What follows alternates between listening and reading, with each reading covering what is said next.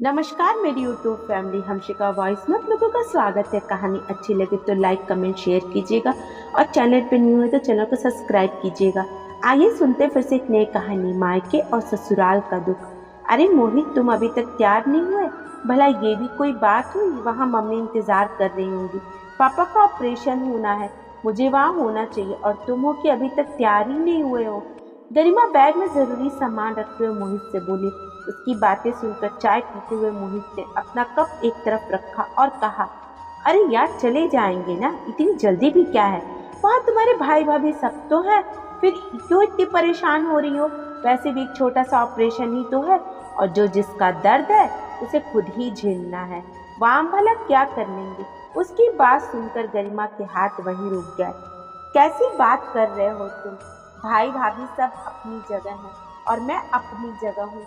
आखिर मैं भी बेटी हूँ, मुझे भी उनकी चिंता होती है। सभी बच्चों के वहाँ होने से मेरी मम्मी को भी हिम्मत मिलेगी। और छोटा सा ऑपरेशन ही तो है, क्या हुआ? है तो ऑपरेशन ही ना। हम सभी को वहाँ देखकर पापा को भी थोड़ी हिम्मत मिलेगी। अच्छा, तुम्हें जाना है तो तुम जाओ।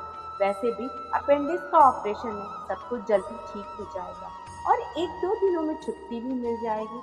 मैं घर पर ही आकर के मिल लूंगा। वैसे भी मुझे बहुत काम है। तुम्हारा काम ज्यादा जरूरी है या मेरे पापा ज्यादा जरूरी है? अगर काम के पीछे इतना ही भागना था तो शादी ही क्यों की थी तुमने? किसी रिश्ते की कोई अहमियत नहीं है तुम्हारी जिंदगी में, ये तुम कह रही हो? तुम्हारे मुंह से तो ये बात बिल्कुल अच्छी नहीं लगती है। अचानक मोहित के चेहरे पर व्यंग्यात्मक हंसी लाते हुए कहा। उसकी बात सुनते ही गरिमा झेप कर चुप हो गई। ये देखकर मोहित बोला, अपने मैके पर बात आई तो दुख हुआ। मैके का दुख दुख है और ससुराल का दुख कुछ भी नहीं है। अपने पापा के छोटे से ऑपरेशन से तुम इतना घबरा रही हो तो सोचो मेरे परिवार पर उस समय क्या बीती थी। तब तो तुमने मुझे इन्फॉर्मेशन देना तक जरूरी नहीं समझा था। तुम्हारी बेवकूफी के कारण आज मेरे सभी रिश्ते तनाव से भर गए हैं, जिसे मैं चाह कर भी हटा नहीं पा रहा हूँ। कहते कहते मोहित की आंखों में आंसू उतर आया। उसका गला भर्रा गया। मुझे कहीं नहीं जाना है। तुम्हें जाना है तो तुम जाओ यहाँ से, पर मुझसे उम्मीद मत करना। इसके आगे उसने कुछ नहीं कहा और लैपटॉप लेकर अपने काम पर लग गया। ये देखकर गरिमा चुपचाप अपना बैग लेकर कमरे के बाहर निकल आई। उसे पता था कि अब मोहित को कुछ भी बोलना बेकार है। अगर ज्यादा कुछ बोला तो वो लड़ पड़ेगा। आखिर गलती तो गरिमा की ही थी, इसलिए खुद ही कैब बुक की और अस्पताल खाना हो गई। इधर मोहित कमरे में बैठा लैपटॉप पर अपने परिवार की तस्वीर देख रहा था। कितनी प्यारी तस्वीर थी। माँ बाबा एक साथ मुस्कुरा रहे थे। भाई भाभी के बीच में हंसी ठिठोली करता हुआ मोहित भी खड़ा हुआ था, जबकि 5 साल का भतीजा उसे हटाने की कोशिश कर रहा था। एक हंसते खेलते परिवार की तस्वीर ऐसी ही होती है।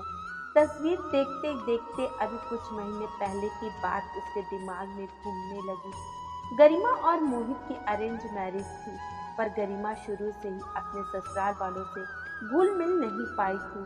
कारण बहुत ही छोटा सा था। मोहित का परिवार गांव में रहने वाला एक सीधा साधा सा परिवार था, छल कपट से दूर। भाई महेश ज्यादा पढ़े लिखे नहीं थे, पर समझदार बहुत थे। पिता एक छोटे किसान थे। वो एक बच्चे को ही शिक्षा पूरी करवा सकते थे, तो बड़े भाई ने फैसला किया कि वो मोहित को ही आगे बढ़ाएंगे। महेश ने पिता के साथ मिलकर इस जिम्मेदारी को बखूबी निभाया। भाभी ने भी कभी टोका तक नहीं। जब मोहित पढ़ लिख कर अच्छी नौकरी पर लग गया, तब उसका विवाह गरिमा के साथ कर दिया गया। गरिमा शहर में पली बड़ी लड़की। शादी के बाद 3-4 दिन तक उसे ससुराल में रहने का मौका मिला, लेकिन शहर में पली बड़ी गरिमा को वहाँ का माहौल बिल्कुल नहीं पसंद आया। खैर, मोहित की नौकरी तो शहर में थी। उसे तो पता था कि उसे शहर में ही जाकर रहना है, इसलिए जैसे तैसे वो 2-3 दिन भी झेल गई, लेकिन उसके बाद पलट कर कभी गांव नहीं गई। एक दिन बाबा की तबीयत अचानक खराब हो गई। इलाज के लिए पैसों की जरूरत थी। अचानक इतना पैसा कहाँ से आए, वो भी एक छोटे से किसान के पास। इसलिए उन्होंने मोहित को फोन लगाया, पर उस दिन मोहित जरूरी मीटिंग में था। इसलिए उसने फ़ोन रिसीव नहीं किया। इस कारण महेश ने गरिमा को फ़ोन लगाया। गरिमा बहू, वो बाबा की ना तबीयत बहुत ज़्यादा खराब हो गई है। अस्पताल में उनके इलाज के लिए पैसों की ज़रूरत थी, इसलिए मोहित को फ़ोन लगाया। पर मोहित फ़ोन उठा नहीं रहा है।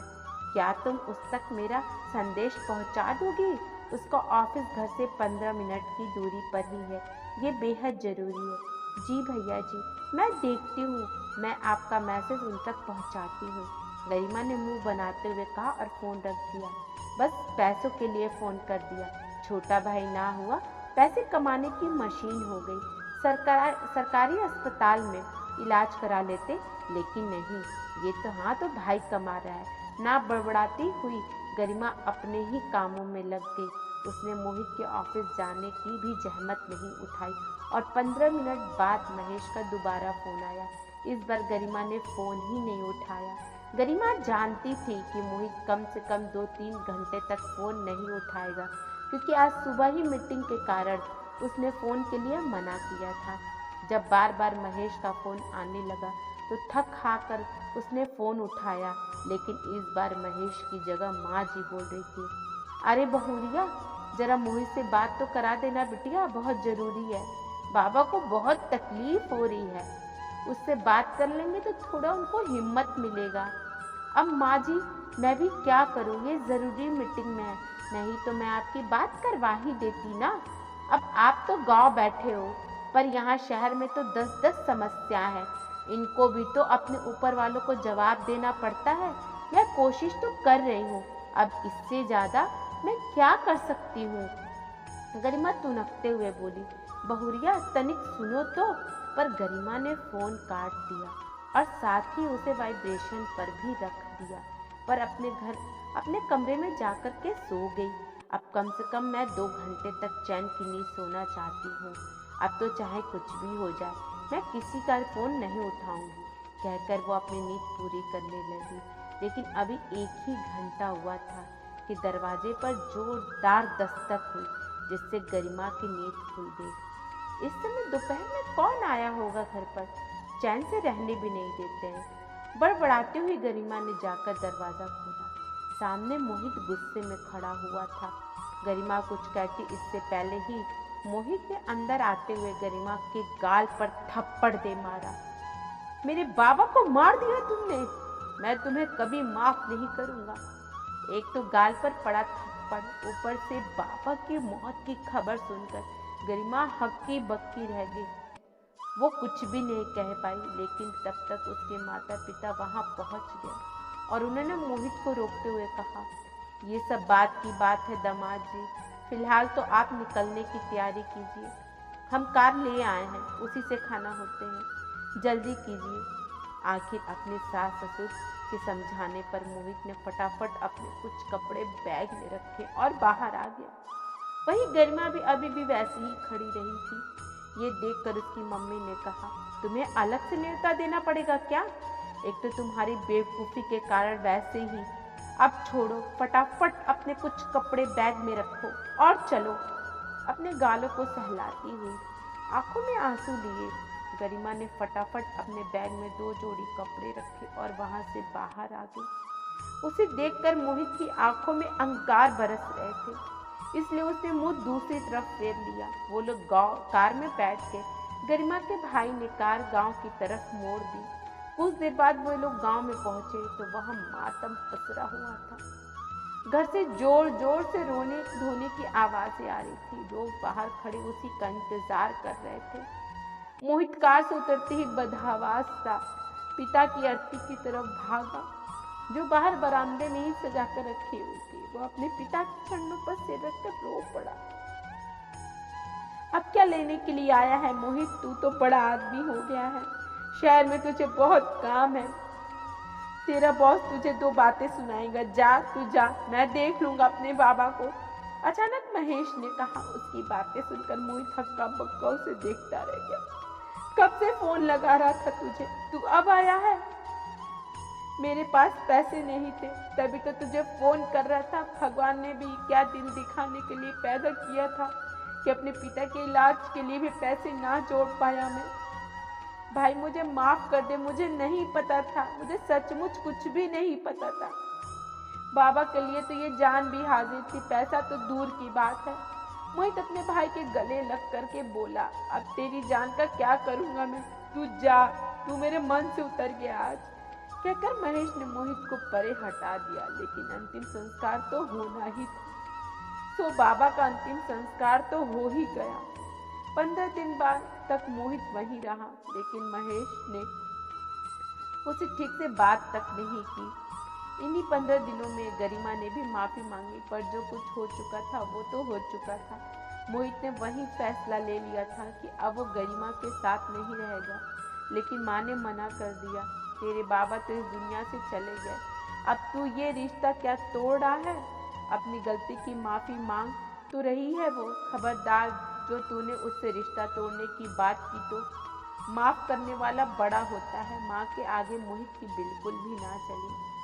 वो शहर वापस आ गया, लेकिन ये टीस हमेशा उसके मन में रही। घर में सब उससे बात करते, पर महेश मोहित से कभी भी फोन पर बात नहीं करता। हालांकि इस बात को भी महीने बीत चुके हैं। माँ के बीच में पड़ने के कारण उसका और गरिमा का रिश्ता भी नॉर्मल हो चुका है। उधर गरिमा हॉस्पिटल पहुंच चुकी थी।